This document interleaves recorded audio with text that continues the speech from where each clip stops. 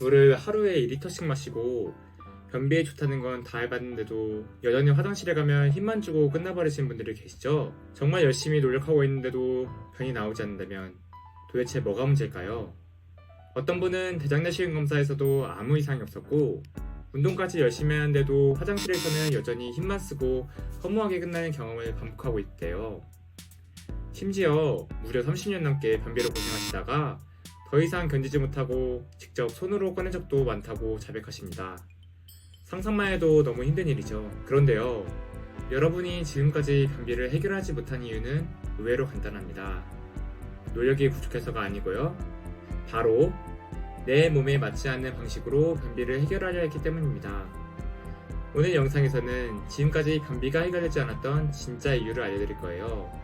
그리고 내 몸에 맞는 해결 전략을 어떻게 찾아야 하는지도 아주 구체적으로 설명해 드릴게요. 그 전에 구독과 좋아요, 댓글 부탁드립니다. 여러분의 응원이 영상 제작에 큰 힘이 됩니다. 많은 분들이 변비를 단순히 한 가지 증상으로만 생각하세요. 하지만 실제로 변비는 원인에 따라서 전혀 다른 해결 방법이 필요합니다.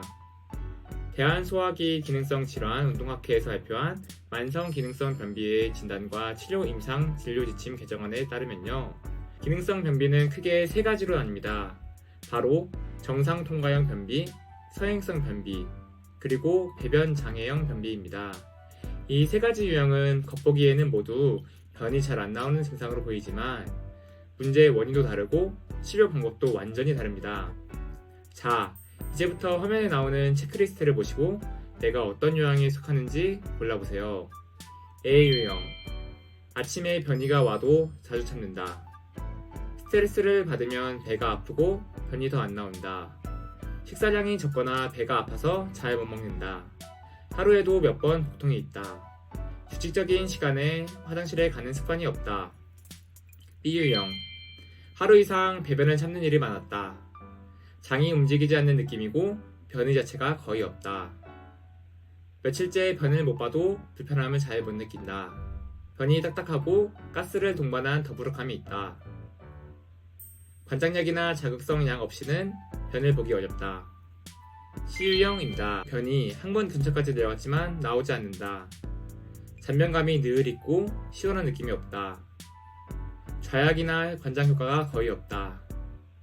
방구 냄새가 심해지고 오래 앉아 있어야 변을 볼 수 있다. 배에 힘을 줘도 변이 나오지 않고 손으로 꺼낸 적이 있다. 자, 고르셨나요? 그럼 이제 하나씩 설명드릴게요. 먼저 A유형, 정상 통과형 변비입니다. 이 유형은 장애 운동은 비교적 정상입니다. 그런데 왜 변이 안 나올까요? 바로 배변 습관, 스트레스, 수분 부족, 불규칙한 식사 등이 원인이 됩니다. 특히 아침에 변이가 와도 참는 습관이 있는 분들, 또는 화장실에 오래 앉아 있어야 겨우 시원한 느낌이 드는 분들, 바로 이 A유형의 가능성이 큽니다. 미국을 대표하는 의료기관인 메이오 클리닉에서 발표한 종합 리뷰 논문에서도요, 정상 통과형 변비는 생활습관 요인과 매우 밀접하게 연관되어 있다고 설명하고 있습니다. 즉, 이 유형은 장의 기능보다는 식습관 및 배변 타이밍이나 스트레스로 인한 장 감각 둔화가 주된 문제라는 거죠. 다음은 B유형, 서행성 변비입니다. 서행성 변비는 말 그대로 장이 느릿느릿 움직이는 유형이에요. 이 경우 대장의 운동성이 떨어지면서 변이 장 안에 너무 오래 머무르게 되고 그 사이에 수분이 계속 흡수되면서 변이 단단해지고 배출이 어려워집니다. 문제는 이 유형에서는 물을 많이 마시거나 식이섬유를 늘려도 크게 효과가 없다는 점이에요. 여기서 많은 분들이 식이섬유는 무조건 좋은 거 아닌가요? 하고 의문을 가질 수 있어요. 사실 일반적으로는 도움이 되죠. 하지만 서행성 변비처럼 장이 느리게 움직이는 경우에 특히 식이섬유를 과도하게 섭취하면 오히려 가스가 차고 더부룩함이 심해지며 변비 증상이 악화될 수 있습니다. 실제로 국제소화기 질환 저널에 발표된 연구에 따르면요, 독일의 소화기내과 전문의인 보덴하우저 박사팀은 149명의 만성 변비 환자를 대상으로 연구를 진행했는데요. 이 사람들에게 변비에 좋다는 사전자피를 하루 15에서 30g씩 6주 동안 꾸준하게 복용하게 했습니다. 그리고 단순히 느낌만 보는 게 아니라 장 운동 검사, 배변 조영술, 항문 직장 내약 검사, 내시경 등 아주 정밀한 검사를 통해 어떤 유형의 변비 환자에게 효과가 있었는지 확인했죠. 그 결과는 놀라웠습니다. 정상 장운동을 가진 변비 환자들 중 무려 85%가 식이섬유만으로도 증상이 개선되는데요. 하지만 장운동이 느린 서행성 변비 환자들 중 80%, 배변 장애형 변비 환자들 중 63%는 아무리 식이섬유를 먹어도 효과가 없었다는 사실이 밝혀졌습니다. 즉, 내 장 상태가 어떤지 모른 채 식이섬유를 많이 먹을수록 좋다는 생각으로 무작정 따라하는 건 오히려 독이 될 수 있는 것이죠. 따라서 이 유형은 장운동 촉진제 같은 약물, 걷기운동, 스트레칭, 그리고 물리적 자극이 핵심 전략이 됩니다. 그리고 마지막 C유형, 배변 장애형 변비입니다. 이 유형은 장 끝까지 변이 내려왔는데도 출구에서 막혀서 배출되지 않는 경우입니다. 보통은 항문 관략근이나 골반저 근육의 문제로 인해 발생합니다. 변을 눌러서 내보내야 하는데 이 근육들이 제때 열리지 않아서 못 나가거든요. 즉, 힘을 아무리 줘도 출구가 닫혀 있으면 변이 나갈 수 없습니다. 많은 분들이 이 상태에서도 설물질을 늘리고 물을 더 마시지만 출구가 막혀있는 내용물만 늘어나면 오히려 더 불편해질 수밖에 없습니다. 이 유형은 약물로도 잘 해결되지 않기 때문에 전문적인 치료가 꼭 필요합니다. 미국 소화기학회에서는 이 유형에 대한 바이오 피드백 훈련을 1차 치료법으로 권고하고 있어요. 바이오 피드백 훈련은요, 배변할 때 어떤 근육에 힘을 주고 어떤 근육을 이완해야 하는지 컴퓨터와 센서를 통해 직접 눈으로 보면서 훈련하는 방식입니다. 단순히 힘만 주는 게 아니라 정확히 어떤 근육을 어떻게 써야 하는지 배우는 치료라고 할 수 있죠.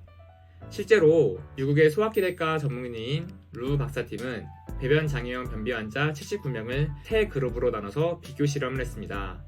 첫 번째 그룹은 바이오 피드백 훈련을 했고요.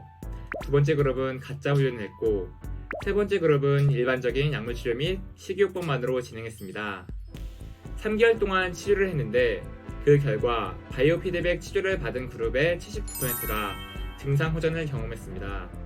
반면에 약물 치료 그룹은 48%, 가짜 훈련 그룹은 단 4%에 불과했죠. 즉, 배변 장애형 변비 환자에게는 약보다 거의 2배 가까이 더 효과적인 치료법이 바로 바이오 피드백인 것이죠. 이외에도 변비를 유발하는 중요한 원인들이 있는데요. 바로 2차성 변비와 과민성 대장증후군입니다. 2차성 변비는 철분제, 항오열제, 진통제 같은 약물이나 갑상선 기능 저하증, 당뇨병, 파킨슨병 같은 질환이 원인이 될 수 있어요. 이 경우는 질환 자체나 약물을 먼저 조절해야 변비가 좋아질 수 있고요. 그리고 과민성 대장증후군이라면 복통, 팽만감, 가스, 변비와 같은 설사가 반복되고요.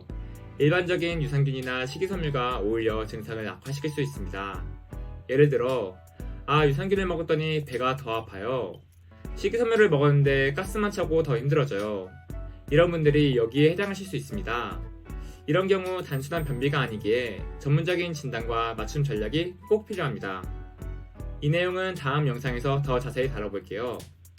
이제부터는 앞서 설명한 3가지 변비 유형에 해당하는 실제 사례를 통해 여러분이 어떤 상황에 가까운지, 그리고 어떤 해결 전략이 필요한지를 함께 살펴보겠습니다.